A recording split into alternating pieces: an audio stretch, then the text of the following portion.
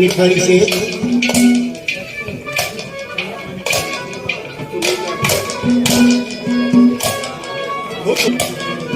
भाई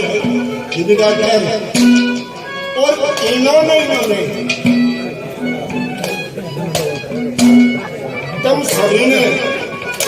एक बारात करवाया और मेरे विरोधियों ने